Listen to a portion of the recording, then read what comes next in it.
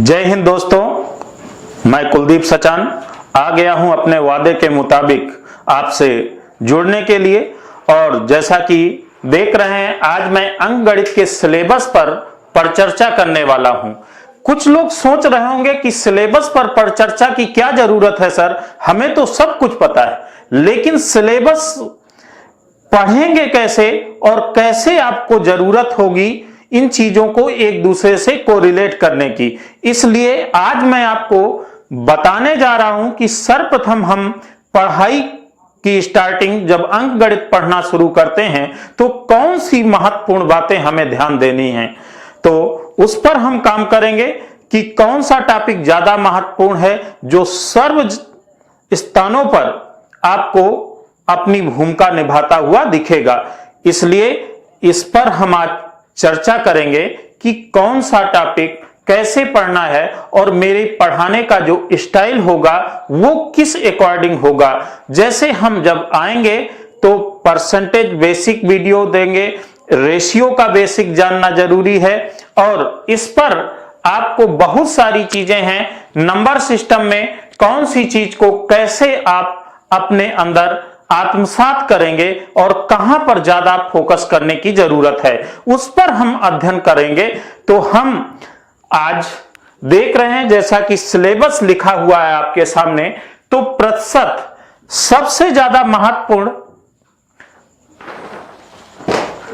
ज्यादा जो महत्वपूर्ण टॉपिक हैं उन पर हमें बेसिक चीजों को सीखने की जरूरत है। तो बेसिक चीजें जो आएंगी वो कैसे मेंटेन होंगी, देखें हमारा जो पहला वीडियो आएगा परसेंटेज बेसिक होगा, फिर दूसरा वीडियो जो होगा अनुपात के बेसिक को क्लियर करेगा और यहां पर संख्या पद्धति में जैसे आपको जरूरत सबसे ज्यादा कैलकुलेशन को इंप्रूवमेंट करने के लिए होती है लासा तथा मासा की, लघुत्तम समापवर्त तथा महत्तम समापवर्तक की, और वर्गमूल घनमूल की जरूरत होती है। तो सारी चीजें हम जो बेसिक कैलकुलेशन के पावर को इंप्रूवमेंट देने वाली हैं आपको, तो जो इंप्रूव करने वाली चीजें हैं उनको सर्वप्रथम हम फोकस करेंगे आपके सामने।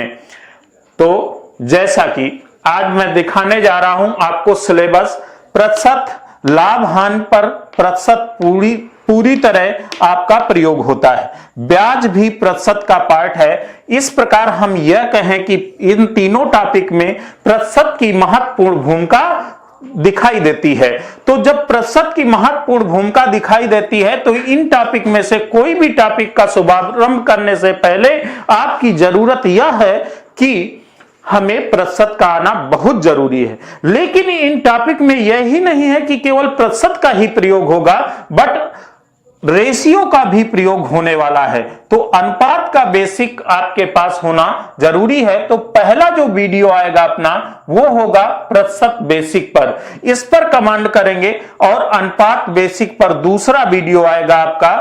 इन दोनों की जब बेसिक आप क्लियर कर लेंगे, चाहे जिस टॉपिक पर आ जाएंगे आपको कोई प्रॉब्लम नहीं होने वाली है। जो भी समस्याएं आती हैं तो कहीं ना कहीं कैलकुलेशन की आती हैं, क्योंकि कंसेप्ट सिखाना एक अलग बात है, लेकिन सिलेबस को मजबूती प्रदान करना एक अलग बात होती है। हम पढ़ाने नहीं आए हैं, आपको सिखाने आए हैं। तो आपको यदि सीखना है तो बेसिक चीजें बहुत महत्वपूर्ण रूप से देखनी होंगी। तो आपने देखा प्रतिशत और अनुपात, ये दो बहुत महत्वपूर्ण भूमिका निभाते हैं आपके कैलकुलेशन इंप्रूवमेंट में।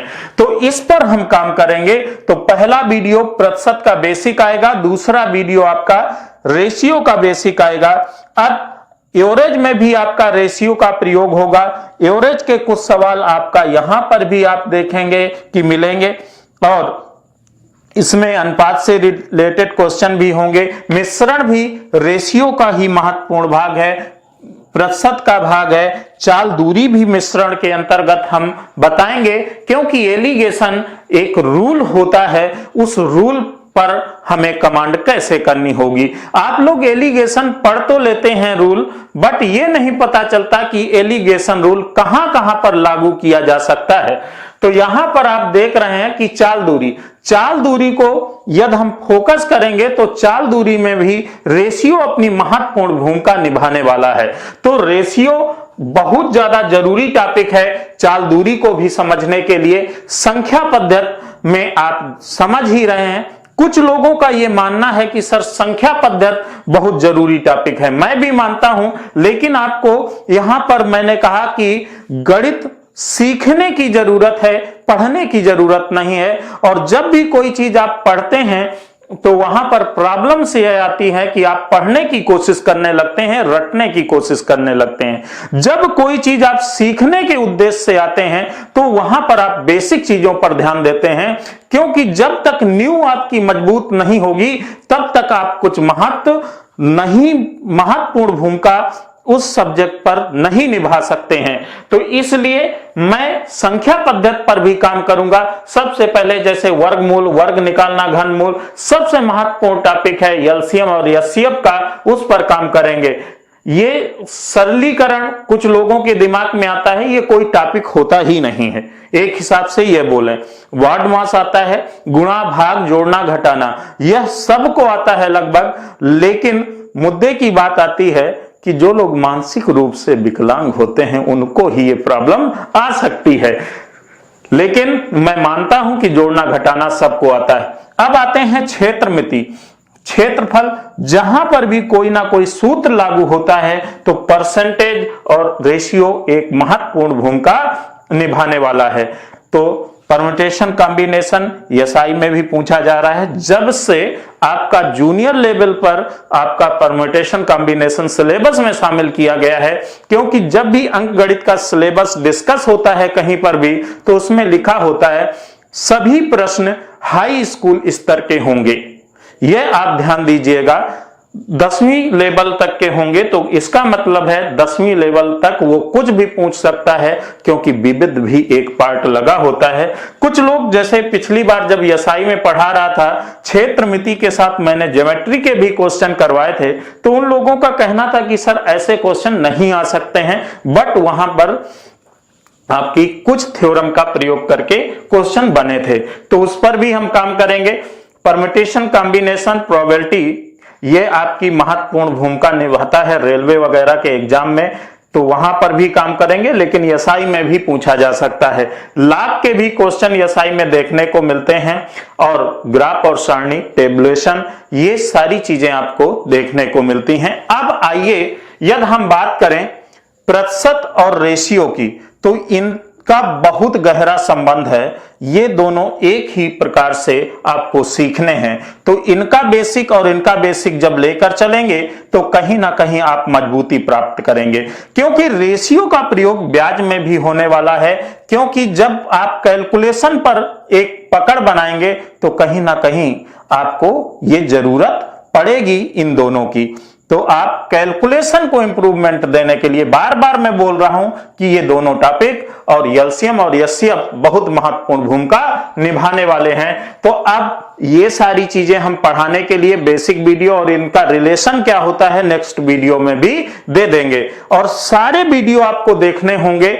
ये कभी मत सोचना कि ये छोटी छोटी चीजें हैं, क्योंकि आपको आता सब कुछ है लेकिन जोड़ नहीं पाते हैं एक दूसरे से चीजों को। तो जोड़ना सीखिए। सिलेबस में जब तक आप जोड़ना नहीं सीखेंगे, एक दूसरे को कोरिलेट नहीं कर सकते हैं, तब तक आप अच्छे रिजल्ट नहीं पा सकते हैं। तो यहां पर एक चीज आपको समझ में आ गई होगी कि हमें पहले बेसिक चीजों पर ध्यान देना है। रेशियो में बहुत सारी चीजें पढ़ेंगे, समानुपात, आयु संबंधी प्रश्न, मिश्र अनुपात, यहां पर और भी चीजें होंगी जो आपको सिखाई जाएंगी, लेकिन हम अभी बेसिक ही करेंगे।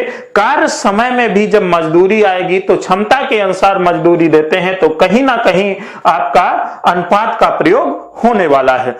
मेंसुरेशन में भी कई जगह हम अनुपात का प्रयोग करेंगे। कई मेंसुरेशन के क्वेश्चन आपको हम यहीं इसी टॉपिक में क्लियर करेंगे।